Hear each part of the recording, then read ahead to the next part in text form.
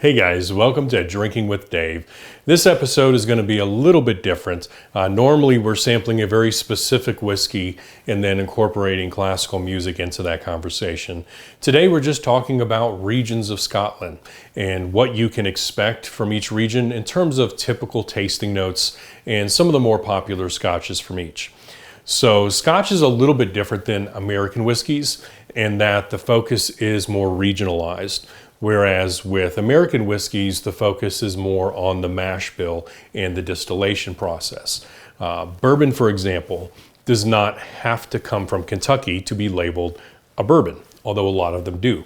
But it does have to be 51% corn, just like a rye has to be 51% rye. And there are other parameters as well. Bourbon, for example, can't have any color added. And I don't remember what all of them are off the top of my head, but Scotch places more of an emphasis on region than, say, the distillation process for labeling purposes. What makes a Highlands is not whether it's colored or not colored. It could be either. It just has to come from the Highlands region of Scotland. And each region carries with it a generalized profile that many of their whiskeys are known for. So there are 6 regions in total, those being the Highlands, Lowlands, Speyside, Campbelltown, Islay, and the Islands, although the latter doesn't always get classified as one. With that said, we'll start with Speyside. And the reason I want to start with Speyside is because they make up the largest market share and also have the most distilleries with just over 60. That means they're going to be readily accessible. You're likely to find more Speysides at your local liquor store or bar than probably anything else. Some of the more popular brands include Glenlivet, Glenfiddich, Macallan, Aberlour, and Balvenie. Scotches from this region are known to be lighter, smoother, and sweeter than malts from other regions. Now, of course, there are exceptions to every rule, but you can typically expect a certain profile on many of the whiskeys. And this is usually considered a great region for those that are not interested in smoky whiskeys. Typical tasting notes can include apples, pears, vanilla, nutmeg, floral notes, and honey. The region is named after the Spey River, which provides water for most of the distilleries there. And the region itself can actually cause some confusion because it's part of the greater Scottish Highlands. So if you ever hear somebody refer to a Speyside as a Highlands, they're not technically wrong. It could actually be labeled as both. Whereas if they did the opposite and they referred to a Highlands as a Speyside, outside of the Speyside region, then they would be wrong. And that leads us into our next region, the Highlands. The Highlands is the largest region by landmass, has the second most distilleries after Speyside, and is third in market share.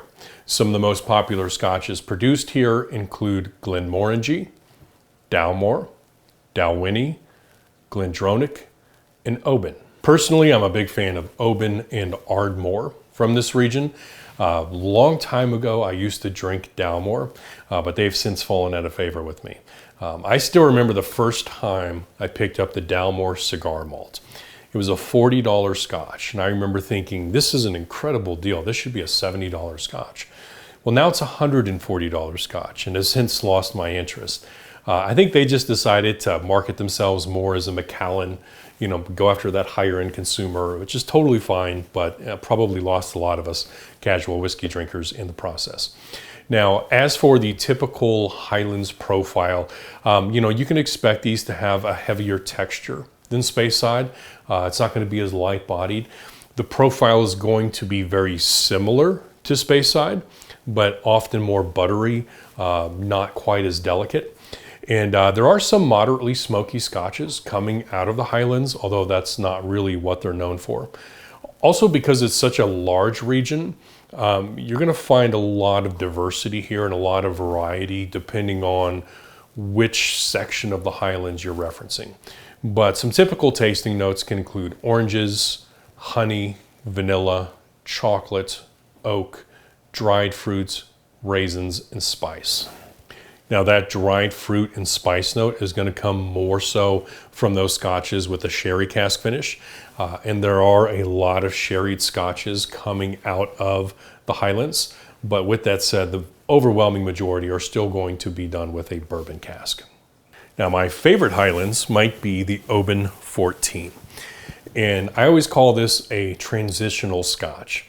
If I were to make a classical music comparison here, I might compare this to Franz Schubert, who came out of the classical period, retained a lot of those characteristics, yet was also one of the central organizing figures that really pushed music into early Romanticism, adopting new tones and harmonies and structural changes. In the case of the Oban, this is firmly a Highlands, and it retains the characteristics you would expect from a Highlands. It has those fruit notes there, but it's also a seaside distillery on the West Coast. And so you get a lot of those salty notes that you would more traditionally associate with an island whiskey. It's also slightly peated. I want to say something like 5 ppm, which means there's smoke there, but it's going to be very subtle. And so I bring that up because I think this is a good halfway point. If you're looking for something in between a Speyside and an island whiskey, this would be a good one to give a shot. And that leads us to the Lowlands region. While being a fairly large region in terms of area, there aren't a lot of whiskeys produced here. I think there might be 5 distilleries total. Some of the more popular ones being Auchentoshan, Bladnoch, and Glenkinkie. Although in most cases, if you only find one of these at your local liquor store, it's probably going to be the Auchentoshan. And for me, that dried fruit raisin note really stands out on the Auchentoshan more than anything else. But typically Scotches from this region tend to be soft, grassy, floral, and a little bit more delicate than Scotches from the Highlands region. We're looking at light body drinking here. And some of the more common tasting notes include grass, cream, cinnamon, toffee, honeysuckle, and ginger. Next up is the Campbelltown region. Campbelltown is a small region and only has 3 distilleries left, those being Springbank, Glen Scotia, and Glengyle. Despite that, this was once known as the whiskey capital of the world, going back to the Victorian era. This small region was once home to 36 distilleries, which is an incredible density considering the small area where they resided. As for the typical profile, these Scotches tend to be rich, robust, and full of flavor. You also have a nice mix of peated and unpeated selections to choose from. But overall, these are going to be very earthy Scotches. Some of the typical tasting notes are meaty, briny, coastal, citrusy, vanilla, salt, and in some cases smoke. These can be very similar to island malts, although Campbelltown really does have its own distinctive taste and profile and earthiness that can't be found anywhere else. The most well-known Scotch from here is going to be the Springbank, which is going to be easier to find than the others, but still maybe not all that easy to find depending on where you live. You might be ordering this one online. With that said, Springbank produces what I consider to be the best peated non-island Scotch out there, which is the Long Grow. And I want to say the Long Grow comes in somewhere like 50 ppm. So if you're looking for a good peaty non-island Scotch, this is a definite winner, assuming you can find it. Which brings us to Islay. If you haven't noticed from my previous videos, this is my favorite region and also is the most featured on this channel. Islay is a very specific island off the western coast of Scotland that's home to 9 distilleries. Islay has its own unique culture and attracts Scotch enthusiasts from around the world. Also, because of the popularity of these distilleries, Islay actually ranks second in terms of market share after Speyside, which is incredible considering they only have a fraction of the number of distilleries that Highlands region has, which actually ranks third in terms of market share. Some of the more popular distilleries include Laphroaig, Lagavulin, Ardbeg, and Bowmore. Islay Scotches are known for being smoky and heavily peated. And while most of them are, there are some exceptions. One is Bruichladdich, which makes several peated and non-peated varieties. The Port Charlotte is a peated Bruichladdich, as is the Octomore, which actually is the most heavily peated Scotch on the market. But Bruichladdich does make several non-peated varieties. The other one is the Bunnahabhain, which I actually have here at the house. And this one is ideal for somebody that wants to get an idea of what the typical Islay profile is like without all that smoke. And this particular Bunnahabhain might actually be the best sherried Scotch I've had. You know, I've said this before on the channel, but at least for me, sherry Scotches tend to have this brilliant nose that doesn't quite deliver the same on the palate. And that's certainly not the case here. But Bunnahabhain aside, your typical profile is going to be peaty, oily, briny, phenolic, citrusy. You'll also find notes of seaweed, salt, and campfire notes. In concluding our tour of Scotland, we have the Islands. Now, the islands are not always recognized as their own region, but they should be. And this pretty much encompasses all of the islands not named Islay. And I don't remember how many islands there are in total, but only 9 of them actually produce whiskey. Some of the more popular Scotches from the islands include Talisker, Highland Park, Jura, Arran, and Tobermory. I actually put the Talisker side by side in a direct comparison with Lechick, which is a Tobermory product. Not for a video or anything. This was just for my own satisfaction a while back. And I was blown away because I generally like Talisker. It's not a favorite by any means, but it's good enough. But it was very weak compared to the Lechick. And I'm not necessarily referring to the peatiness or the ABV, but rather the flavors.